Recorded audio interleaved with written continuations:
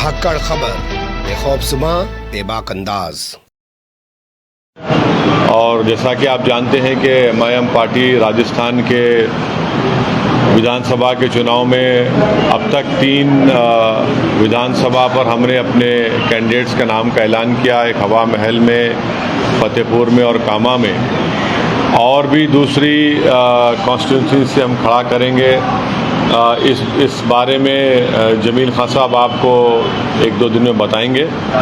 और अब हम यहाँ से फतेहपुर जाएंगे, वहाँ पर हमारी 3 सभाएं हैं, छोटी बड़ी, और फिर कल जयपुर में है। तो बस हम पूरी कोशिश कर रहे हैं। पहली मरतबा राजस्थान में इलेक्शन हम लड़ रहे हैं हमारी पार्टी, और हमको यकीन है कि हमारा परफॉर्मेंस अच्छा होगा और हमारे यहाँ से विधायक कामयाब होंगे। तो अब आपको कुछ पूछना है तो आप पूछ लीजिए।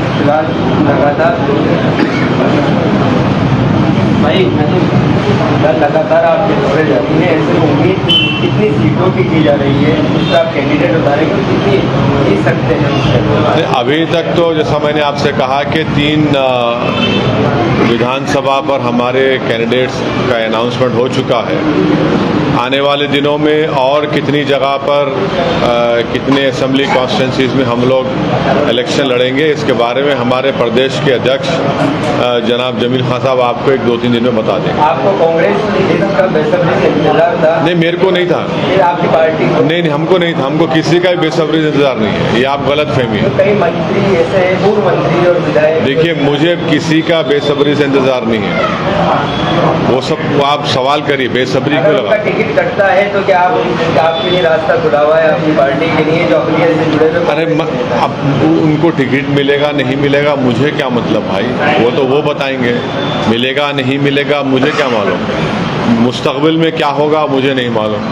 क्या मुद्दे रहने वाले हैं राजस्थान को लेकर खासतौर? मुद्दे तो बहुत हैं। सबसे बड़ा मुद्दा है कि राजस्थान की आवाम और जनता को जो एक उम्मीद थी कि कांग्रेस यहाँ पर गवर्नेंस करेगी, कांग्रेस तो पहले ही साल से इनके लड़ाई झगड़े शुरू हो गए। गवर्नेंस नहीं हुआ। जो जनता उम्मीद कर रही थी कि उनके तकालीफ मसाइल हल होंगे, वो नहीं हुए, और कांग्रेस में अंदरूनी झगड़ा चलता रहा। और फिर कम्युनलिज्म बढ़ता गया। यहाँ पर अल्पसंख्यक समाज हो या जितने 32 बरादरियाँ हों, उनका कुछ नहीं हुआ। तो ऑल इन ऑल बहुत से मुद्दे हैं। बीजेपी का कम्युनलिज्म है, बीजेपी का मेजॉरिटेरिज्म है, बीजेपी का एक बर्ताव आप देख रहे हैं पूरे देश में किस तरीके से वो कर रहे हैं। ये सब चीज़ें, सब मुद्दे रहेंगे इस विधानसभा के चुनाव में।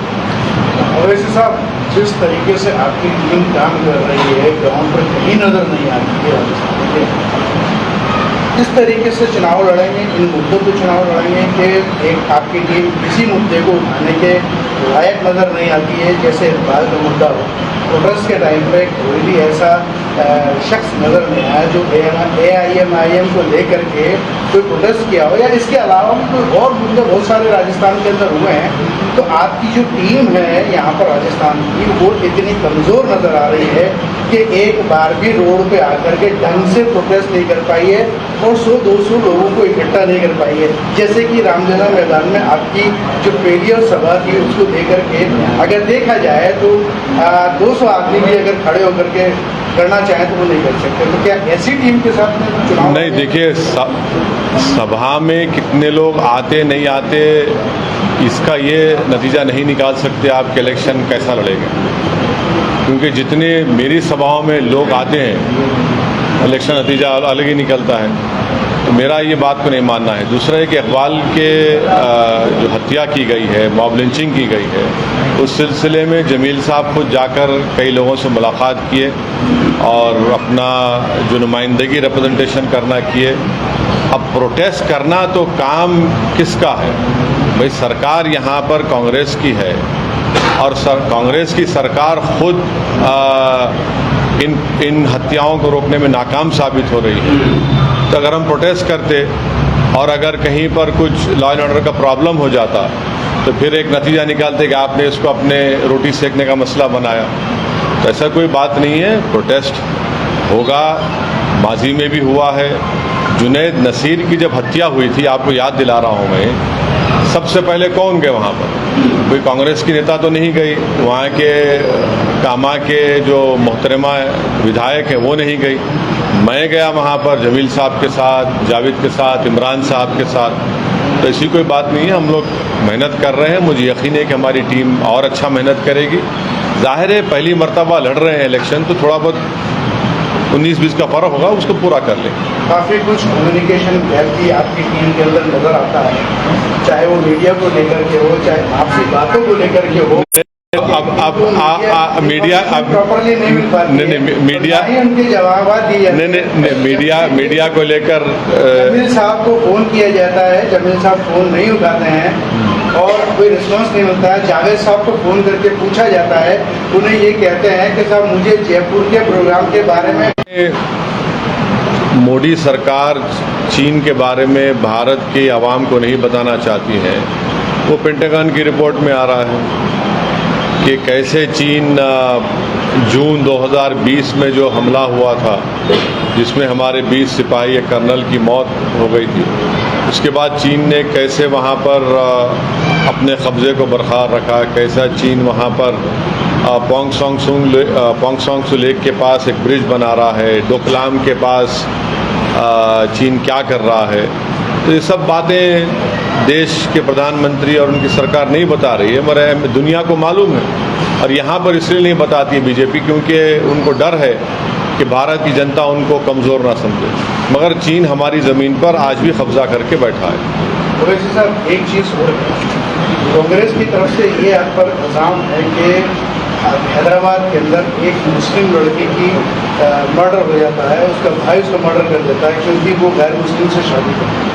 आपकी पार्टी, आप लोग उस जो मर्डर करता है उसके सपोर्ट में खड़े होते, क्या कहना चाहिए? झूठ है, बकवास है, बकवास है। बताइए, मैंने तो पब्लिकली उसका कंडेम किया मर्डर का।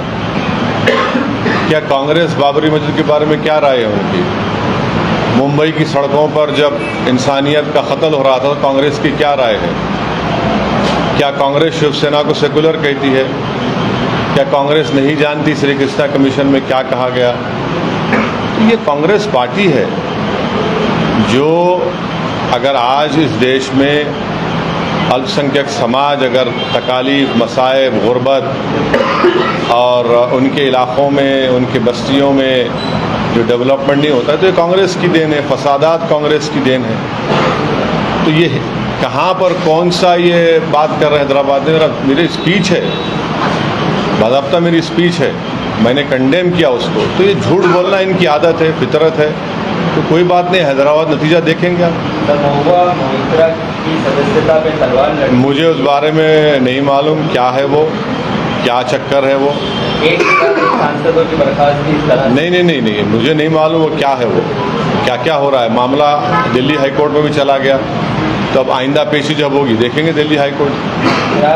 इजराइल और हमास की जंग को लेकर कल इंडिया गठबंधन के लोग, हाँ, इंडिया गठबंधन में जो दल शामिल थे उनके नेता फिलिस्तीन दूतावास पहुंचे थे।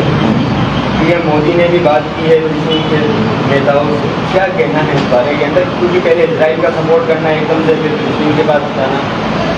नहीं, हम तो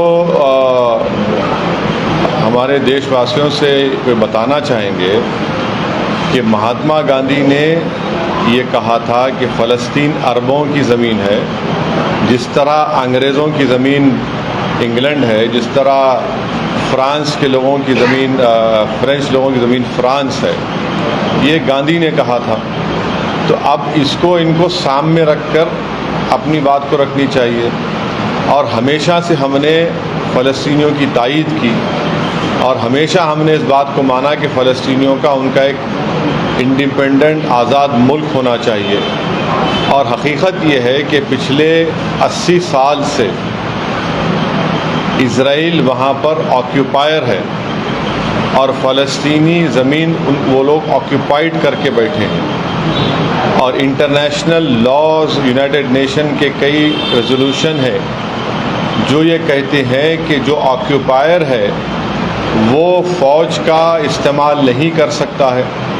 तो आज आप देख रहे हैं कि फ़लस्तीन में जिस बर्बरियत के साथ गाज़ा में अब तक 21 लाख की आबादी गाज़ा में है, जिसमें से करीब 8 से 9 लाख लोग बेघर हो चुके हैं। करीब 16-17 हज़ार बिल्डिंगें तोड़ी जा चुकी हैं। अस्पतालों पर बमबारी की जाती है। क्रिश्चियन अस्पताल है, उस पर बमबारी की जाती है। जो हमारे ईसाई मज़हब का तीसरा मुक़द्दस जो चर्च है, उस पर बमबारी की जाती है। और गाज़ा में 50,000 महिलाएं प्रेग्नेंट है, उनके लिए कोई दवा का इंतज़ाम नहीं है। तो ये सब जुल्म जो है वहाँ पर ये ज़ायनिस्ट लोग कर रहे हैं। और हमने इज़राइल से सॉलिडारिटी के लिए एक स्टैम्प भी निकाला था। और आज भारत सरकार ये कह भी रही कि वो पैलेस्टाइन कंट्री के फेवर में भी है। तो सबसे पहले ये बात होनी चाहिए कि एक वहाँ पर जो लोग परेशान हैं, पीने का पानी नहीं है, बिजली नहीं है, उनको पहले एक कॉरिडोर बनना चाहिए ह्यूमैनिटेरियन असिस्टेंस के लिए। और जितना वायलेंस हो रहा है वो ख़त्म होना चाहिए। एक चीज़ और है कि इंडिया गठबंधन में आपको शामिल नहीं किया, क्या वजह रही है? क्या आप सेकुलर नहीं है जिसकी वजह से आप नहीं, मुझे कोई फ़र्क नहीं पड़ता ना। मुझे शामिल नहीं करे तो क्या फ़र्क पड़ने वाला है? ना शामिल करें, हम अपना काम करते रहेंगे।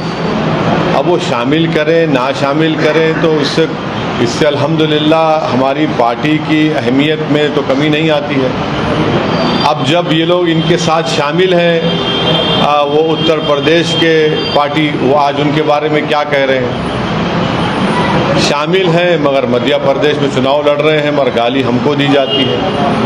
तो कोई फ़र्क नहीं पड़ता। ये एक, मैं पहले भी कहा हूँ, आज भी कह रहा हूँ, ये सेकुलरिज्म के चौधरियों का एक बड़ा एलीट क्लब है। और इस एलीट क्लब में बड़े लोग ही बैठते हैं। हम जैसे लोगों की वहाँ पर ज़रूरत भी नहीं है, ना हमको शौक़ है वहाँ पर जाने का। हम अपना काम करते रहेंगे, इसमें कोई फ़र्क पड़ने वाला नहीं। हाँ, उनसे पूछ लीजिए, वही बता पाएंगे। हम क्या बता पाएंगे? वो क्यों ऐसा बोल रहे हैं, वही बता पाएंगे।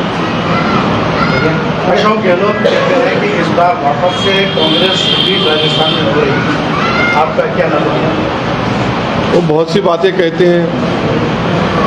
उनके पार्टी के लोग क्या कह रहे हैं वो आप भी जानते हैं मुझसे ज़्यादा। बोलते हैं, वो बहुत सी बातें बोलते रहते हैं ना, बहुत सी बातें बोलते रहते हैं। पिछले बार भी बोले थे कि पूरे लोकसभा के चुनाव हम जीतेंगे, उन्हीं का बेटा हार गया। अभी भी बोलते हैं। ओके, शुक्रिया। चलिए।